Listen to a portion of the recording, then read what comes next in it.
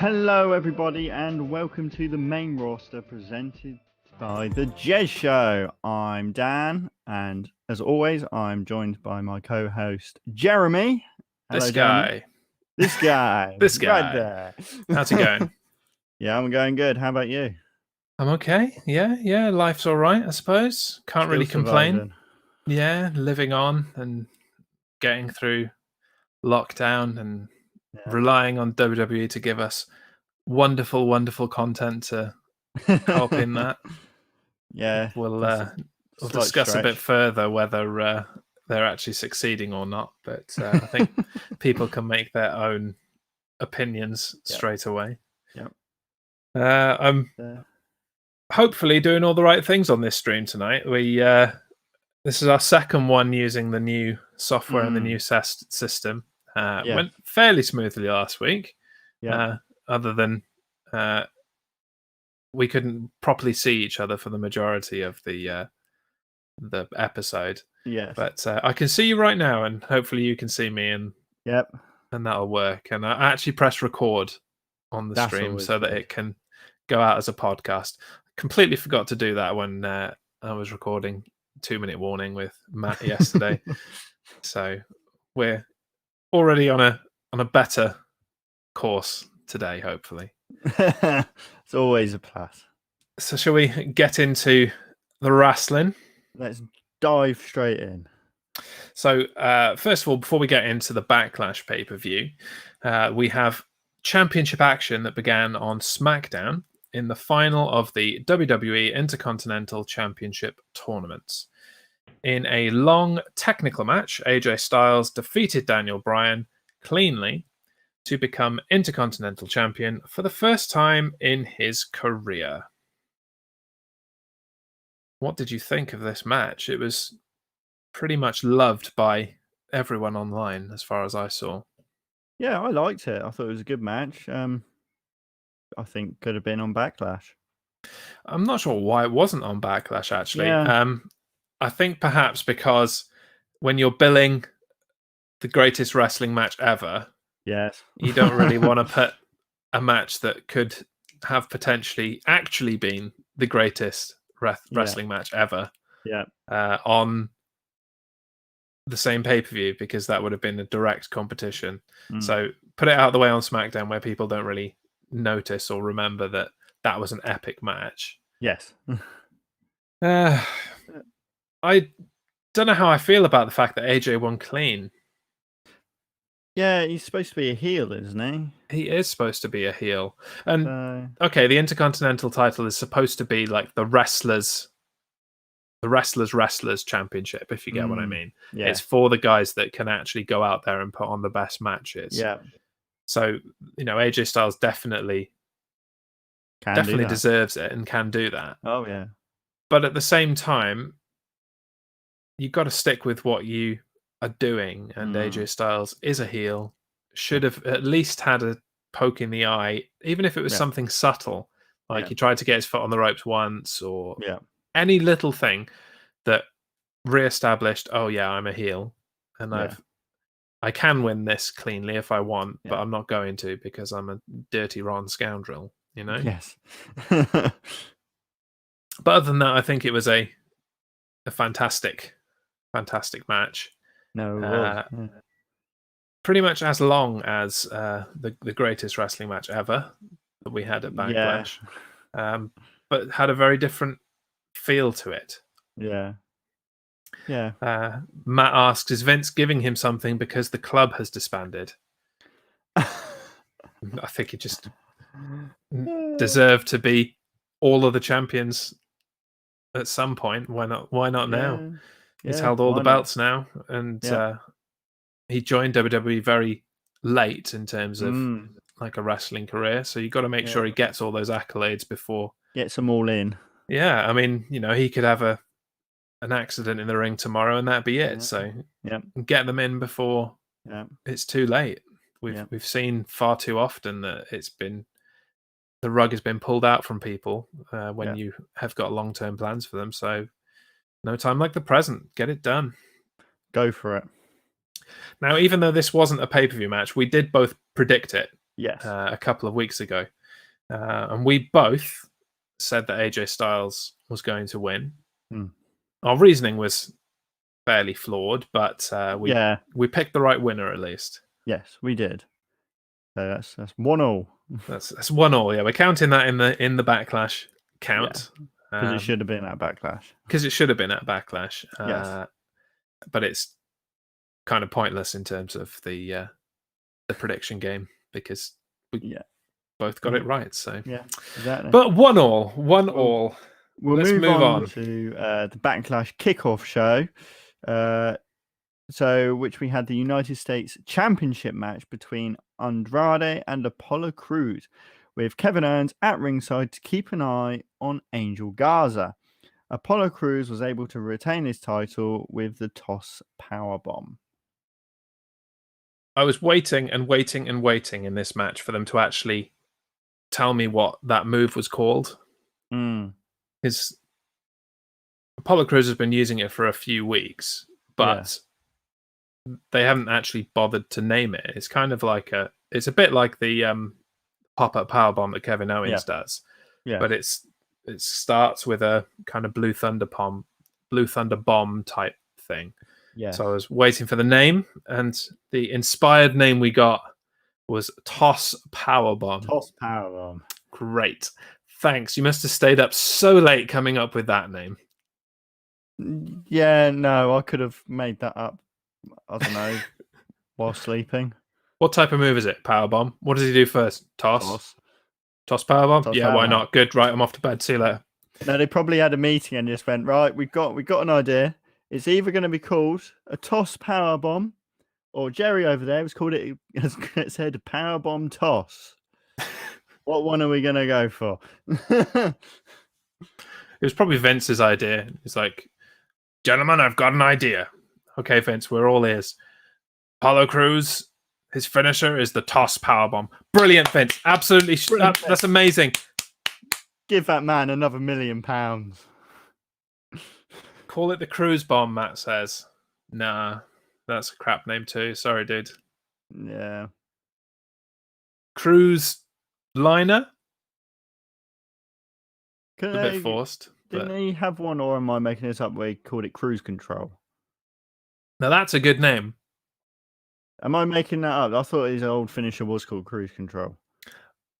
See, much like Vince McMahon, I hadn't really paid much attention to Apollo Crews until he was actually getting a push. Yeah. So it could have been called, the Kipper Slapper, and I wouldn't have noticed. The Kipper Slapper. That will be your finishing move if you're a wrestler, isn't it? Yeah. Like Mick Foley pulls a sock out of his pants for the mandible claw. I'll pull a Kipper out of there. Oh, Kipper Slapper. My God! Please get He's hit him with the Kipper Slapper. Please get into wrestling just for that. Fine. We both said Apollo Crews. Yes. It's a good thing he won, because it means I don't have to go on a rant about Andrade, and nobody wanted to hear that. Thank God. But it's fine. I'm sure there will be plenty of ranting to go around over the rest of the event. Oh, there will be. But let's move on with the Women's Tag Team Championships, which opened the main Backlash pay-per-view.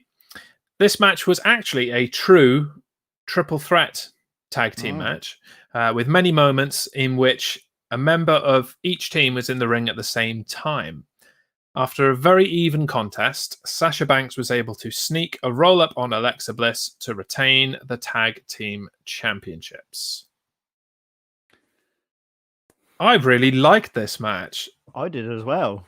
I may even be so bold to go out on a limb and say that this was the match of the night. And it was a triple threat match. Yeah. I hate triple threat matches. Yeah, I know. What's wrong with you? It was actually triple threat in the truest sense. Normally you get the turn taking kind of nonsense. Two people fighting in the ring. Someone comes in, one person gets thrown out, and it's always one-on-one with somebody else pretending to be dead outside the ring. Yes. And it's nonsense. But this was actually... and they had built a bunch of spots around each other where all three were in the ring. Yeah. They even included like an extra person from like one of the other teams. So sometimes it was 4. Yeah. Sometimes you even had 5 people fighting and things were actually happening outside the ring. Yeah. It just seemed like they put a lot of thought and effort into this match. They pre-prepared a lot of things and it really paid off. Yeah. Especially when you consider, you had the SmackDown Women's Champion in this match.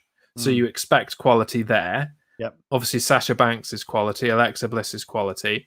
And that's not to say that the other 3 are not, but they are still very young and green in the Iconics and Nikki Cross. Yeah. So it all came together beautifully, and I really dug it. Yes. And I felt myself kind of scratching my head at how that happened during the match because my opinions on triple threats are out there for everyone to know, and they're very clear. We know. Obviously, I love this match because my girl Alexa Bliss was in there, and I got to see a lot of her. So, but that's probably part of the reason why you chose Bliss Cross to win.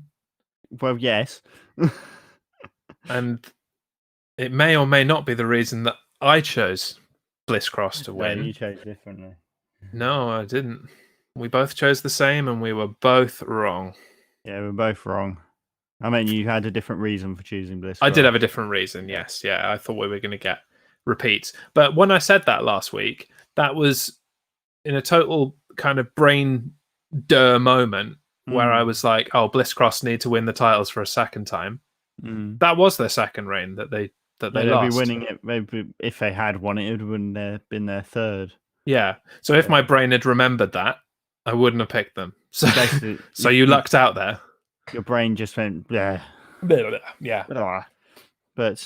so easily forgettable. The first reign, unfortunately. Yeah, unfortunate. But never mind. Moving on, indeed.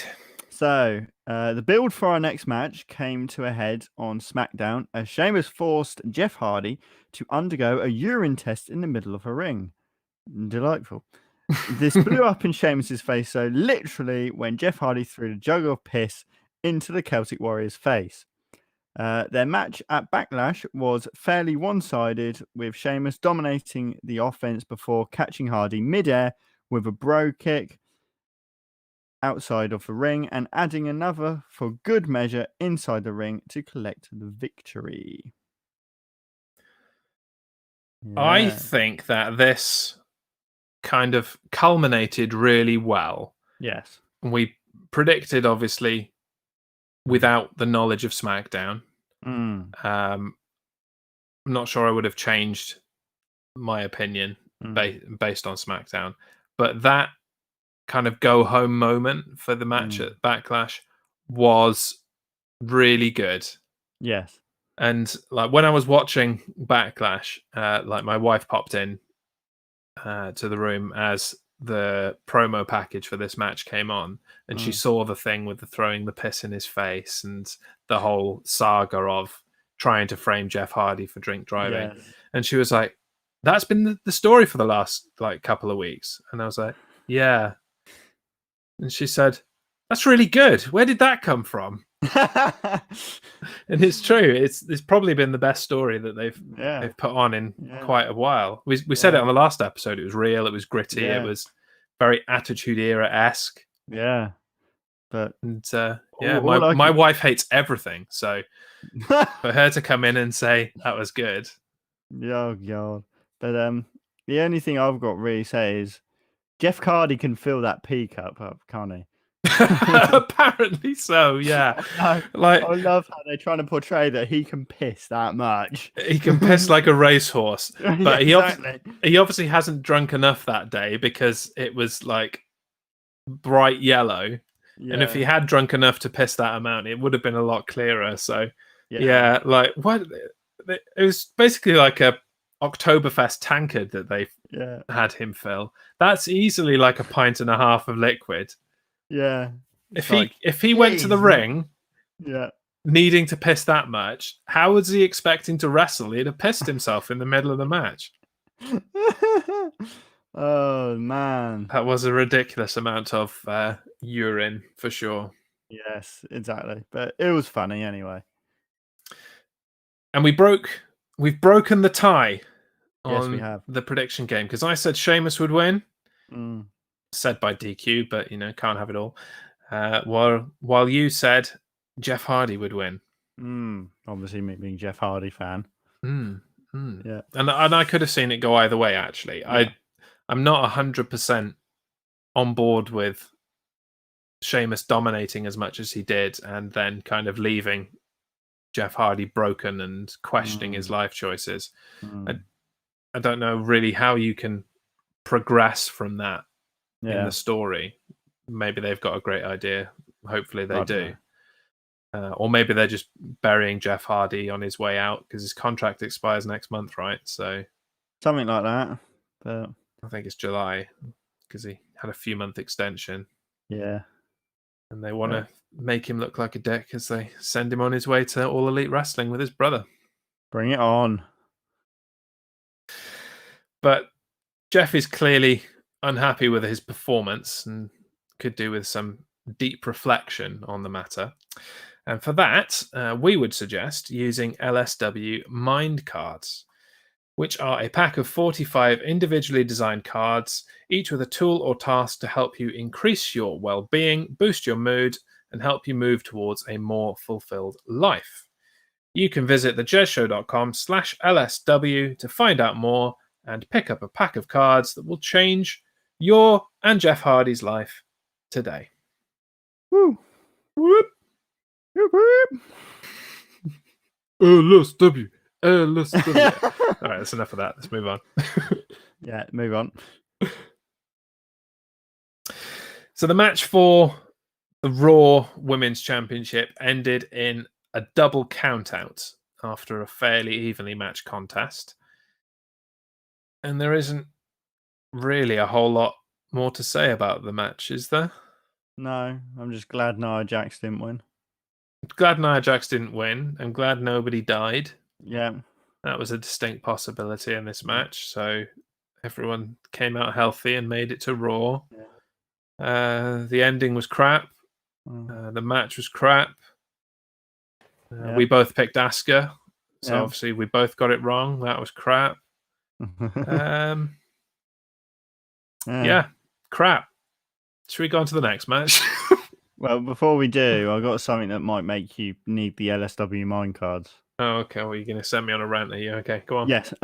So Nia Jax, one we all know and love, had an interview recently, and she got asked about the hate that she's been getting on Twitter because of her. I can feel the rage boiling already. I can see it. It's slowly rising. About how she needs to improve at wrestling because she keeps on injuring people. Mm-hmm. And she immediately said that it keeps me down, all these trolls on the internet who just go out their way to make people unhappy. And she would like to see them get in the ring and try it for themselves. It's just such a bogus excuse. Like, it's nonsense. Yeah, okay. A lot of trolling happens on the internet, and the majority of people who are doing the trolling could never do what people do in the ring in WWE. But the point is, neither can she, apparently. Exactly. Like, if you're in a glass house, you shouldn't be throwing stones. We're not saying go away, or at least like you and I are not. No. We're not saying go away permanently. We're saying sort out these holes in your game that are physically harming other people. It's not we hate you or we're picking on you because of any of your physical attributes or anything like that. It's you are hurting people. Stop it. Learn from your mistakes. It's not freaking hard. Like I did a little bit of like wrestling training years and years ago. Okay. Yeah. And even the most basic kind of taking bumps and that kind of thing, if you are not able to take a bump properly, you look at what you have, look at what you do, you go, right, what am I doing wrong? How can I improve? I try it again, and I keep repeating until the muscle memory kicks in and I do it right every time. Yes. She's not doing that simple process with her opponents. No. So, no, Nia Jax, like, go F yourself. You're not just being endlessly trolled. You are being told to improve your game because you're unsafe. Yes. Focus on that. Come back. And then if people are still giving you crap on the internet after you are wrestling safe and you haven't hurt anybody for a prolonged period of time, then by all means, bitch and moan about it. But until then, shut up and go and get better. Silly woman. She went on the offensive as well, which was quite entertaining. She went on how she's not injuring people. It's Ronda Rousey who's the one who hurt Alexa Bliss. It's like, yes, she might have hurt Alexa Bliss, but you have hurt numerous people. Yeah. So I thought I'd throw that in there. And Ronda Rousey was brand new and green and was brought up too quickly. But like, for all of Ronda Rousey's faults, she admitted that and she wanted to improve. God, we've really got to move on, because you're right. That comment just made my blood boil a little bit. Yeah. Let's move on to deep breaths. Next was the first of 2 world title matches, with Braun Strowman defending the Universal Championship against John Morrison and The Miz. Miz and Morrison made good use of quick takes and fast strikes in the early going, eventually able to bring down the big man and wear him out. Before too long, though, Strowman fought back and caught a mid-air Morrison in a running power slam to pick up the win. Yeah. So we kind of knew where this was going and that there was no other option than Braun Strowman winning. We both predicted that correctly. Yeah. But I enjoyed this match a lot more than I was expecting or had any business to, I think. Yeah. It did impress me in a weird kind of way. Yeah. I liked the tactics that Miz and Morrison used to try and keep Strowman down. Yeah. There was a lot of kind of quick strikes, jumping off the ropes to hit him as high in his body as possible. Really good double teaming. You didn't get any of the kind of nonsense handicap stuff that you normally get, where it's like, well, whoever pins is going to be the champion, so we're going to end up fighting each other and it just becomes a triple threat match. They didn't go down that route, which I appreciated. I don't really have anything bad to say about it. No, it's good, if I'm honest. I enjoyed it. I like Braun Strowman's entrance with the train. Yeah, that was the first time that happened, right? I think so, but it was dope. It was really good, because a lot of the time the graphics that they sometimes put together for WWE just look like a 90s cartoon, and it's okay. But no, that was good. That train looked really really quite realistic, and the sound effects that they put in and all the smoke just as he came through. No, that was good. I'd be really keen to see that with a bit more of an introduction, and a bit more hype in a big arena like that as a WrestleMania thing. Oh man, that would be really cool. That'd be killer. Because you could even actually then have him arrive on like a small train that bursts through, like it's being projected onto paper and it's coming out of the room and then straight through the paper. So that the train would actually be there physically and he gets out of a train. That would be amazing. That would be absolutely sick. And it's like, as you said, the smoke, had the smoke coming out the sides like it was coming out of tracks. And it also had the one beam of smoke coming out the top that was like the smoke stack off the chimney. Yeah. It was so well done. I bet Matt Bloom, A-Train, sat down NXT going, yeah. Why didn't they do that for me when I had a weird train gimmick and they tried to make me a train? It's a very strange gimmick being turned into a train. Especially when Americans don't like trains. Americans hate trains. Yeah, exactly.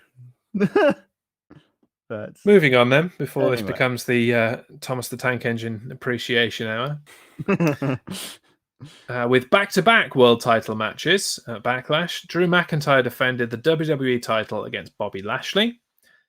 A distraction by MVP allowed Lashley to lock in McIntyre in the Nelson from the Simpsons before the match began.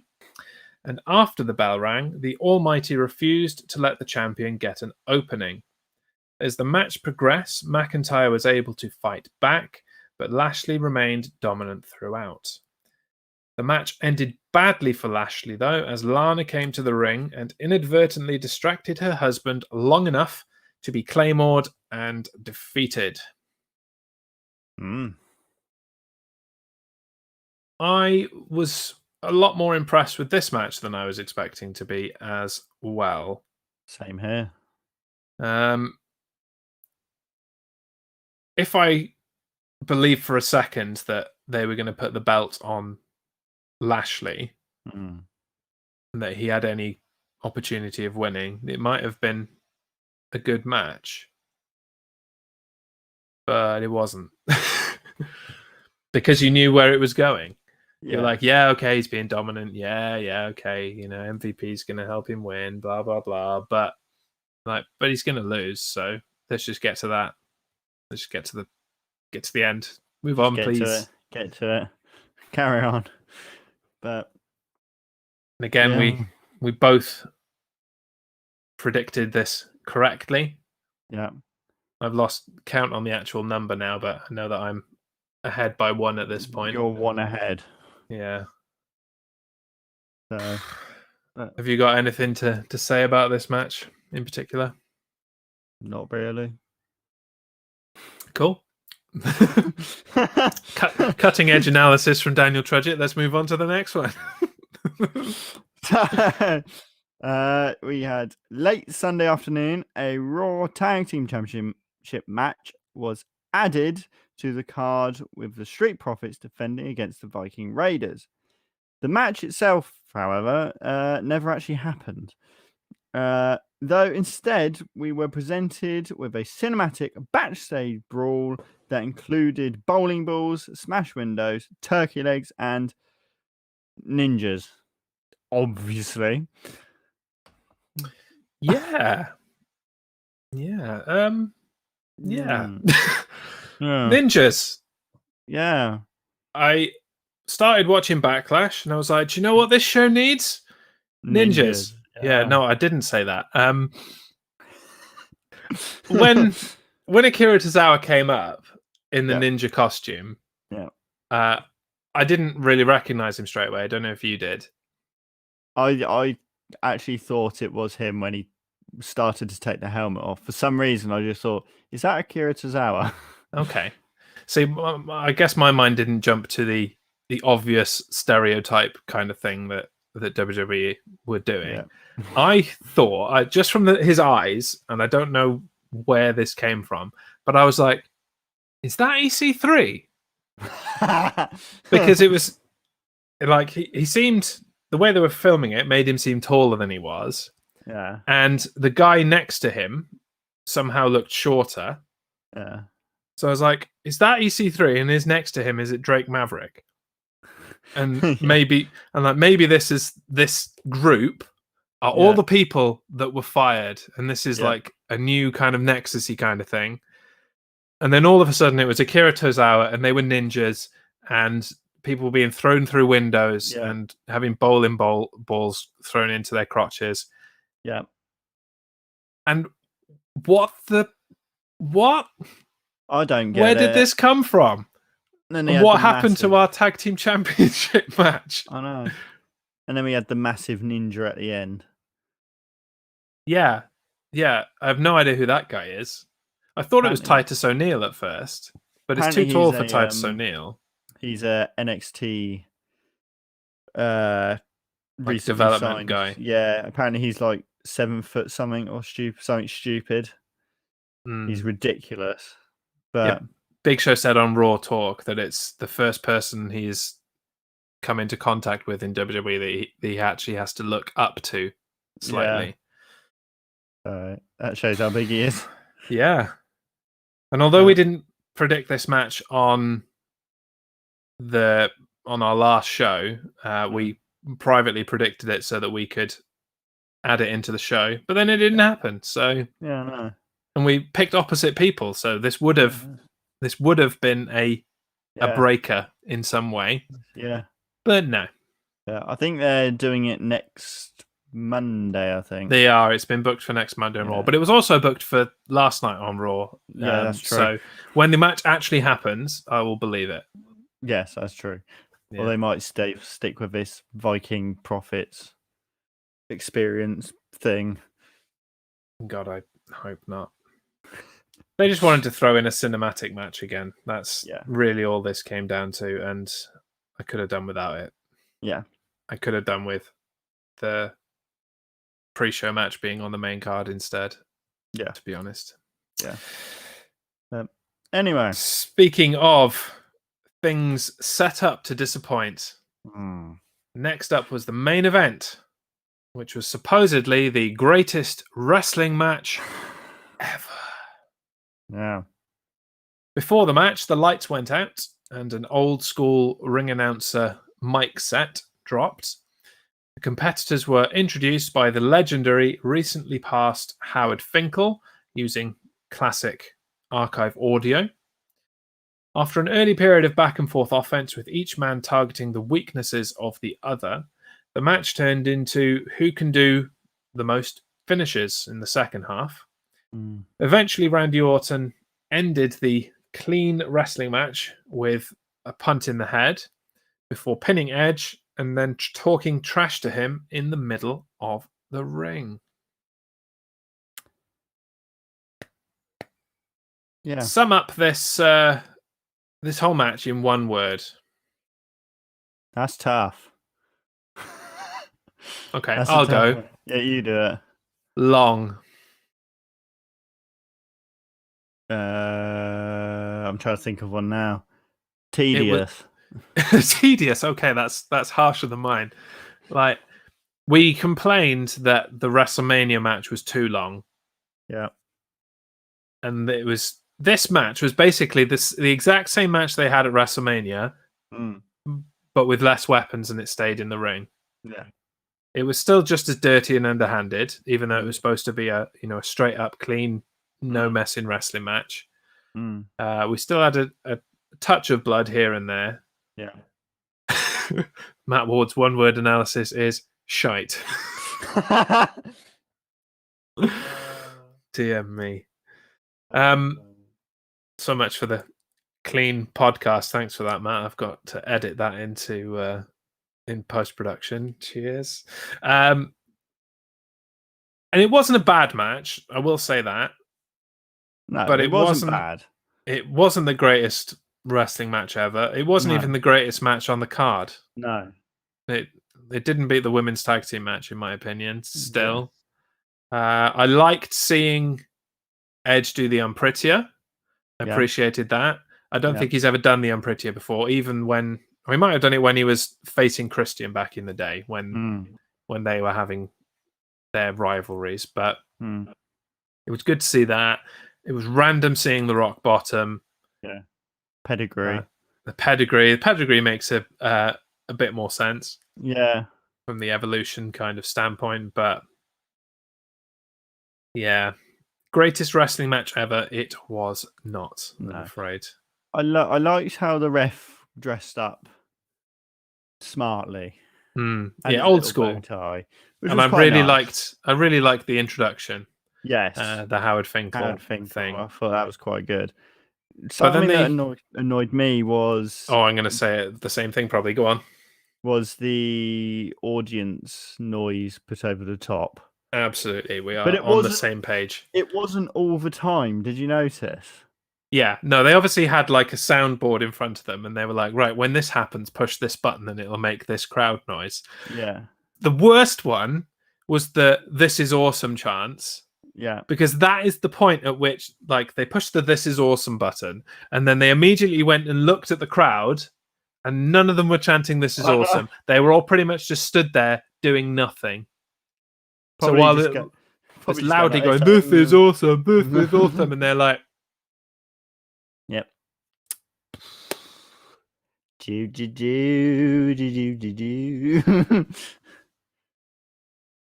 Yeah. Left much to be desired. Yes. You only ever set yourselves up to fail by using this billing. Mhm. What were you doing? Yeah. You utter morons. Yes. But hey, you predicted it correctly. I did. And I didn't. I knew this was going to happen, which means we're going to get 50 more months of this. Yeah, probably. Well, not now because Edge tore his tricep, so Oh, yeah. he's not coming back for a little while. Yeah. But it does mean, as I shift on to the next slide and we run through our predictions, that we're tied again. Yeah. Because we either picked the same correct outcome or the same incorrect outcome for the majority. And then we each had one where we differed and got that right. So we're completely even. Yep. Exactly the same as Money in the Bank. This was supposed to be our double or nothing. And the winner would take away both titles. So what are we going to do now? Like, you have to roll it over to Extreme Rules. Like triple or nothing? Is that a thing? It is now. Great. We need a better name for that. Winner takes all. Yeah, okay. Winner takes better. all. Winner takes all.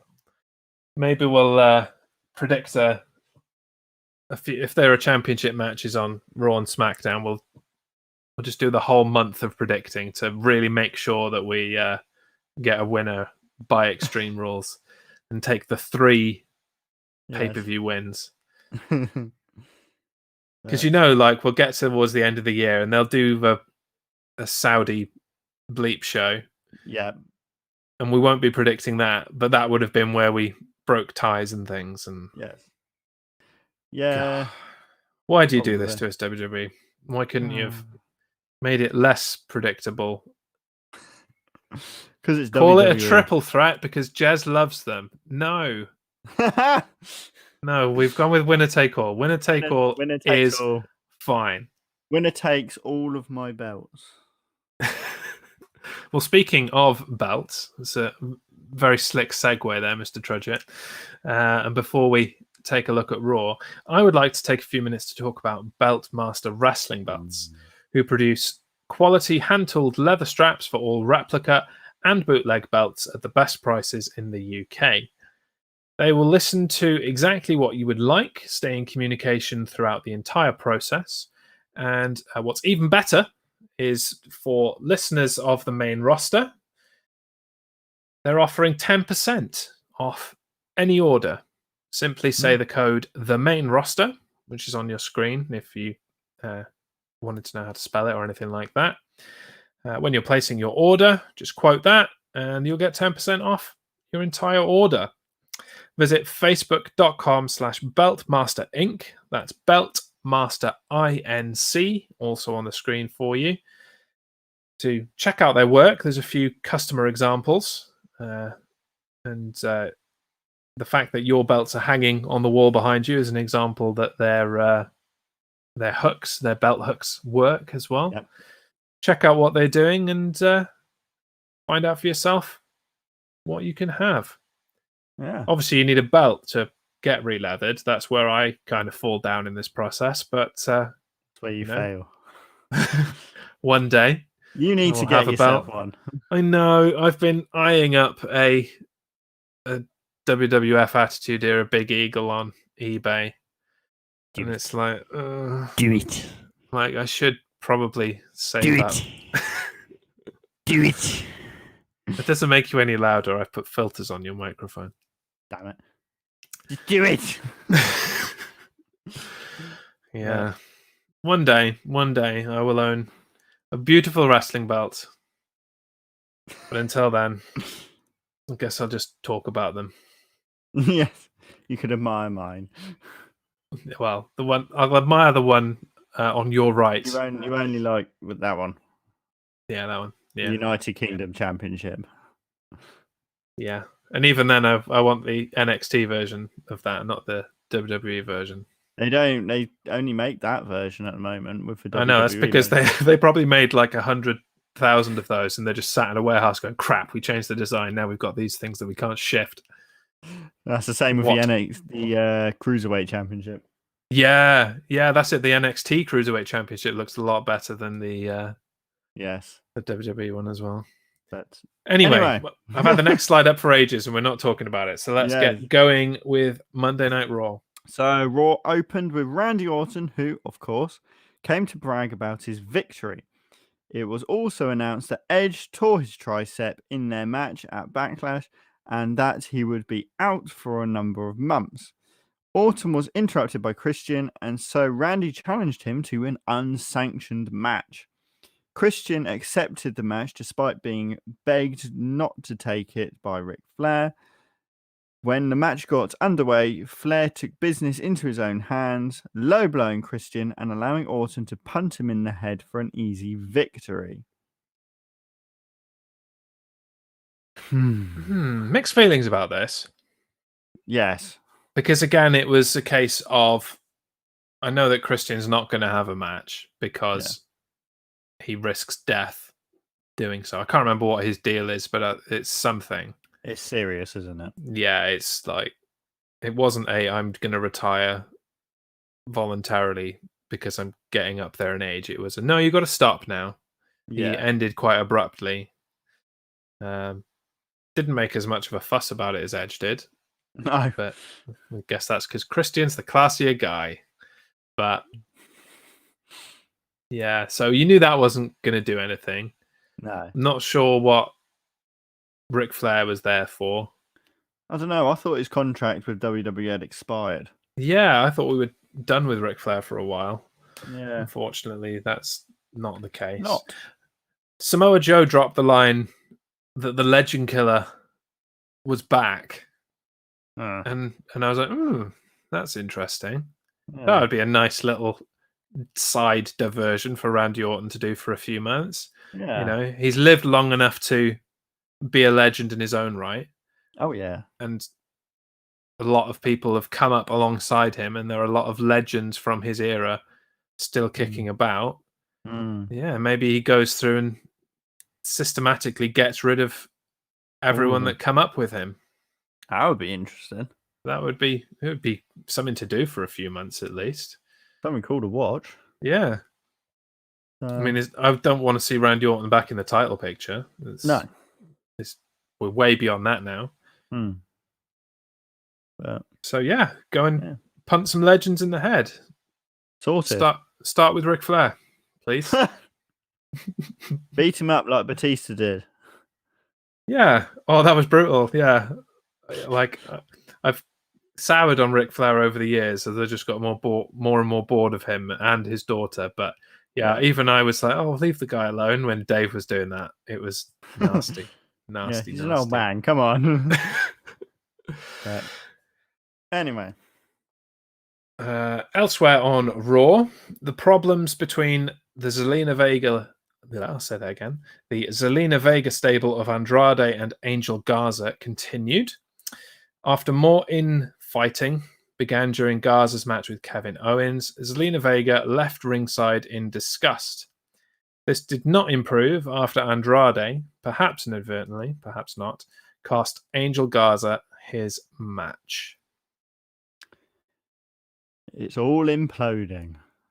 Yeah, I'm bored of it already. Yep, so am I. It's probably because I don't actually want these guys to break up. I would much rather they kind of shifted focus and did more tag team stuff. Yeah. Because I don't want Andrade back in the US title picture anytime soon. No.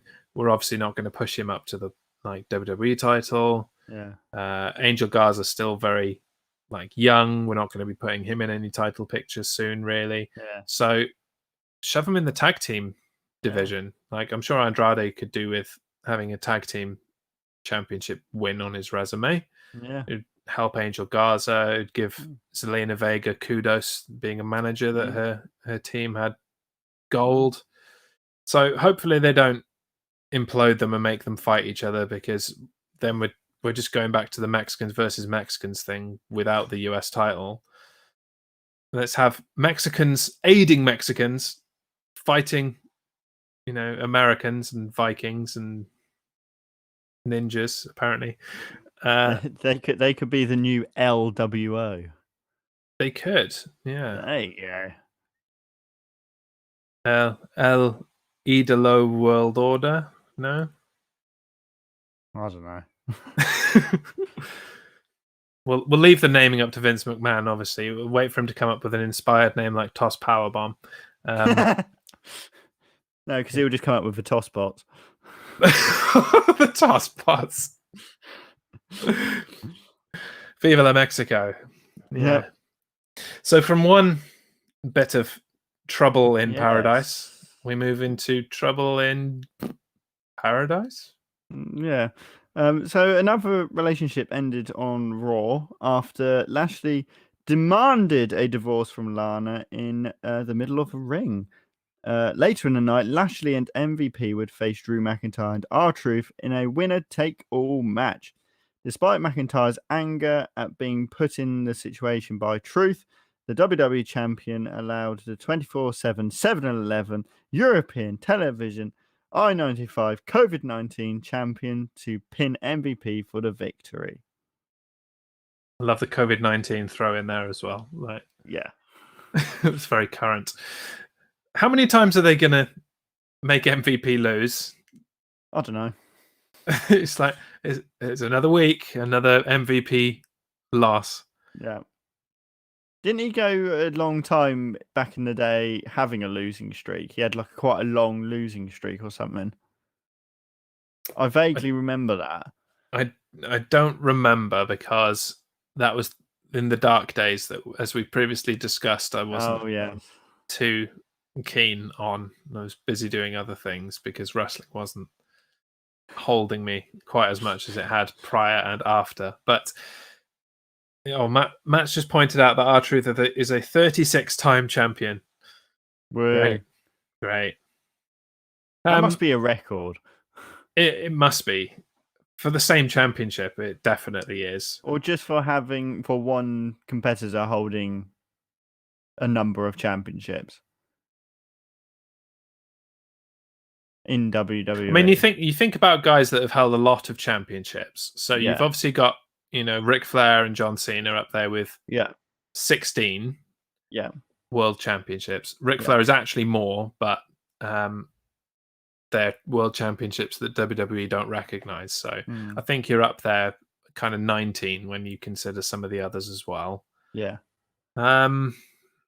You've got guys like Jericho who've won the Intercontinental Championship a bunch of times. Yeah. Who's also been tag team champion. He's been WWE champion. He was undisputed champion. Yeah. He had the world championship. Held a few belts in WCW, maybe. Yeah. So Jericho might be up there. He's been AEW champion now as well. Yeah. Possibly Jericho. I think this might be worth looking into. Yeah. You've piqued my interest now. I think AJ Styles might be up there. Yeah. If we're counting like all the ones in Japan. Yes. Well, you definitely should, in my opinion. Because, I mean, he's been loads of champions in TNA. Mm-hmm. He's won everything in WWE now as we discussed earlier. He did win at least 2 belts in New Japan. Yeah. I think we need to look into this, I feel. The Open, whatever their secondary title's called, I can't even remember. And he was their world champion as well. Yeah. We will look into it and come back, but that's an intriguing conversation that has nothing to do with the ended relationship of Lashley and Lana.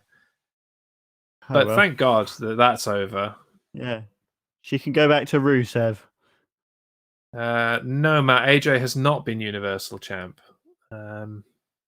He's been WWE. He's been WWE Champion, so they just counted as a World Championship. Yeah.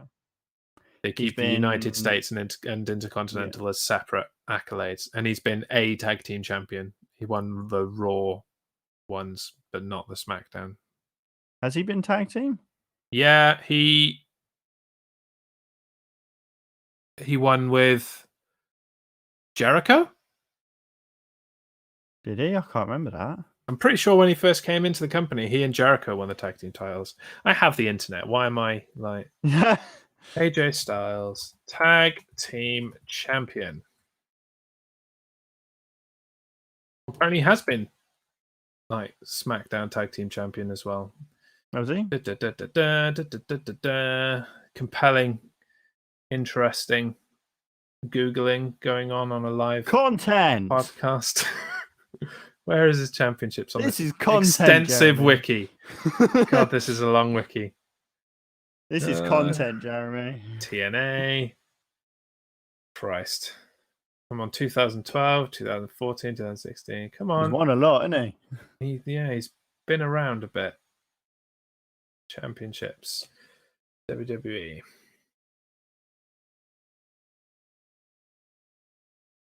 Well, that's not helpful. It's not even listed in his freaking championship reigns. What? Maybe he hasn't been then. No, I I'm don't sure think he was has. tag team champion. No, I don't think he has. More research. This is the I have to research a bunch of stuff after the show thing. Yeah. Yeah. Anyway, I guess we're not going to actually talk about Lashley and Lana, so let's just move on before we get distracted again. What even is next? Okay, so Rey Mysterio was once again not at Raw, but apparently his son Dominik would be. Rollins would tell Rey via satellite that his son could either join him or be sacrificed like Rey was. At that point, Dominik jumped Rollins from behind, but he was chased away by Murphy and Theory. Yeah. Dominik's getting in there now. Yeah. It wasn't exactly an eye for an eye, though, was it? Not really. It was a bit of a letdown. Yeah. Like, I'm going to jump in and then run away. Like, ha ha ha ha ha. I'm like, really? Is that what you got? That's it. He tried to blind your dad, and that's all you've got? You're going to tease them, basically. Great. Yeah. What happened to that other giant dude that Rey Mysterio had in for a... Oh, no, that was Kane Velasquez, wasn't it? Yeah, that was Kane Velasquez. But yeah, thank God he's gone, actually. I take it back. Yeah, we don't need him around. He was only really in it to beat up Brock Lesnar, which he didn't do. No. Yeah, that guy was a letdown. Yeah. I forgot about him. Thought he might have been relevant for a second, and then it really wasn't. It was a brief moment. But yeah. Anything to add about this? It's spinning its wheels a little bit and taking too long to happen. All I've got to say is that Rey Mysterio's eye patch was actually see-through. Yes. Not really what you want. No. I was watching it going, go on, say that I can't open my eye. Say something stupid like that. My eye is so injured. Yeah. Like, my eyes are swollen up and blah, blah, blah, blah, blah. I'm like, dude, it's right there. Yeah. You can see it. We can all see it, mate. We can all see it. Poor show. Poor show. Oh, well. Speaking of poor show. Yes. What a segue. After their match at Backlash ended in a double countout, a rematch between Asuka and Nia Jax took place on Monday Night Raw. After Nia Jax got frustrated by Asuka's foot being under the rope for her pin attempt, she shoved the referee. As he was on the way to disqualify Jax, Asuka rolled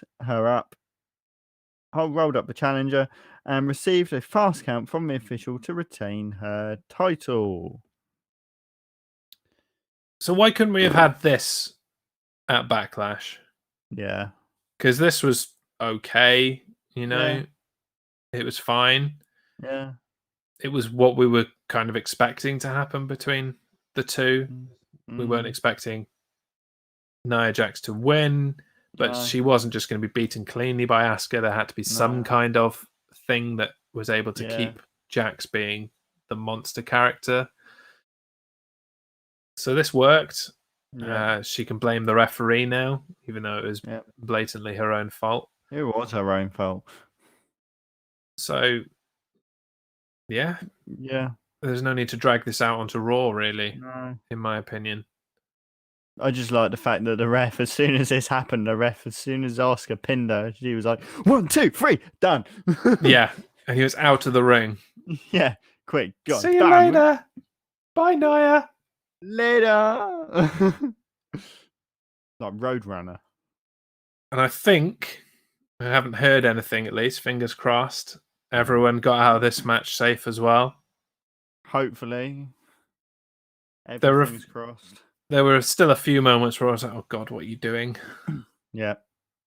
Where it's like, don't actually hit her. Yeah.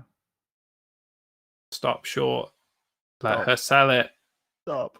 Do your job. Yeah.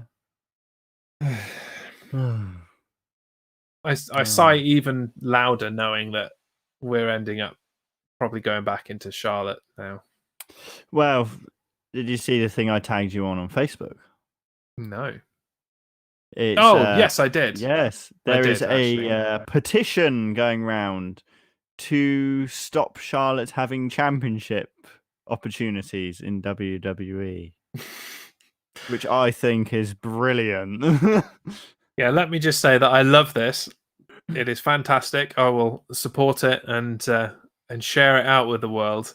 But it's not going to make any difference whatsoever and will carry no weight with anything. It's not going to happen at all, is it? But it sounds like a great bit of fun.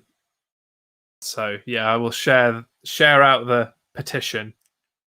Yes. I need to get to the actual petition. I'm not going to share the article because it's written by the Sun, and I'm not supporting them in any way. But I'll find the petition.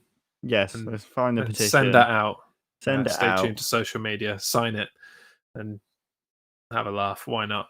It won't make a blind bit of difference, but the idea that there is a petition out there to not have Charlotte win any more championships is gravy with me. Yes, and me as well. So let's move into our last topic, which is basically mopping up the rest of Raw. Yeah. Big Show returned to scare off a giant ninja. The Iconics will get their regular 2-on-2 tag team title match next week on Raw. And apparently we'll finally get the Raw tag team title match between the Street Profits and the War Viking Machine Raider Experience as well. But I will believe that when I see it. Yeah, me too. So I don't know who's keeping score, but I know someone is. Big Show has changed allegiance again and has returned as a babyface. Yeah. When he left after WrestleMania as a heel. Yeah. So we're doing the Big Show back and forth as we always do. Yeah. We might finally get this tag team title match. We'll see. And the women's tag team championships have not had this much attention in their entire existence. They're being defended tomorrow night on NXT. And then defended again on Raw. They were defended at Backlash. So in a calendar week, roughly, they will be defended 3 times, maybe even more if they go, screw it, let's have one on SmackDown as well. Yeah, why not? Let's do this, guys. So we talked about R-Truth championship reigns. Perhaps Big Show's babyface heel turns will rival the amount of championships that R-Truth has won. Yeah, I think I could go with that. But yeah. That's all I've got to say about Raw, really. It was slightly phoned in. Yeah. In my opinion. And I don't know how much WWE we're going to have to talk about in the next couple of weeks. No. Being that we won't go full Dan's dirt sheet, but you do have a little kind of tidbit. Yeah, little thing. It's just that one of people who work for WWE have been tested positive for COVID-19. And they were at the tapings on June 9th. Sorry. So they are postponing filming for now.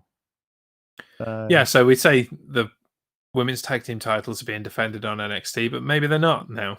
Maybe they're not.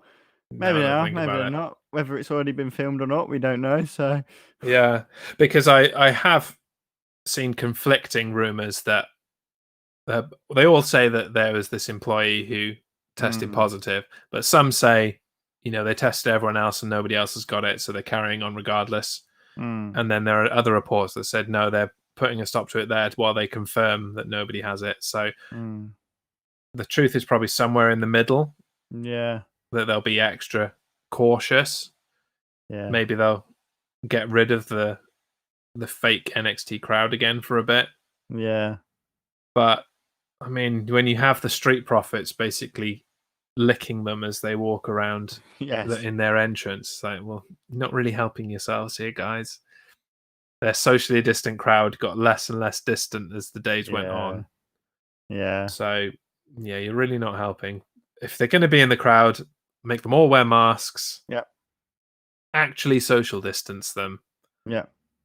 Stop pissing about. Just because Vince is buddies with Trump doesn't mean you have to act like the guy. Yeah. And we'll see what happens. But we're switching gears a little bit next week anyway. I'll let you talk about that as you sign off. Yeah, so as we sign off, don't forget to like this show wherever you're watching. Many platforms now. I forget them now. It's Facebook, YouTube, Twitch, Mixer, Twitter. Is that them all? Yeah, you got them. Gosh. I'm just on it. Don't forget to subscribe to the Jez Show channel on YouTube, Twitch, and Mixer. That'd be great. Do leave us a review on Podchaser and Apple Podcasts. Always appreciated. We'd like to know how we're doing. Do follow us on Facebook and Twitter. You can follow me personally at DannyT259 on Twitter. If you want to find me on Facebook, just find my name, Daniel Drudgett. You can try and pester me. And then tune in for next week for the retro roster, where next week we'll take a look back to the oldest wrestling content we can find.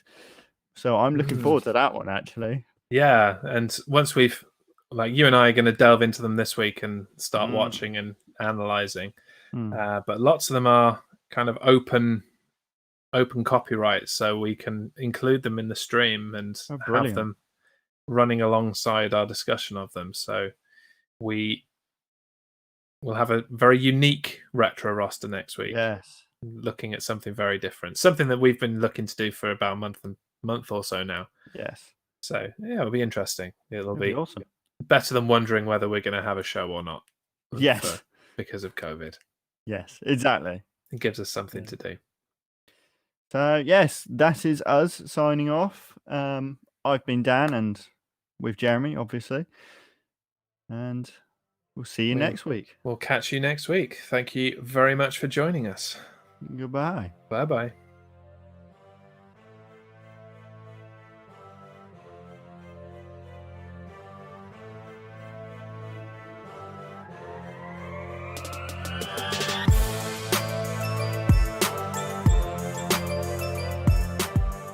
Thanks for tuning in to The Main Roster, a production of The Jez Show. Find more of our content at thejezshow.com or on our social media channels. On Facebook at facebook.com/thejezshow, on Twitter @thejezshow, or on Instagram @thejezshow_IG. Please like, comment, and subscribe wherever you tuned into this broadcast. And please, join us next time on The Main Roster.